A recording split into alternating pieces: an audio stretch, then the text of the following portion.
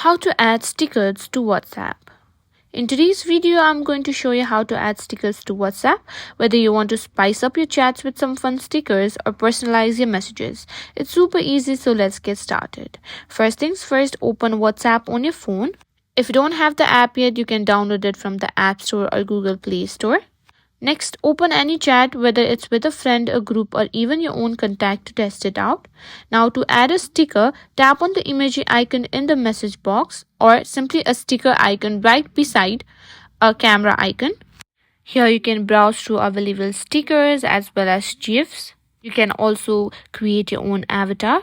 WhatsApp comes with a set of default stickers, so you can browse through them by scrolling just to tap on any sticker to send it. You can simply tap on any stickers to send.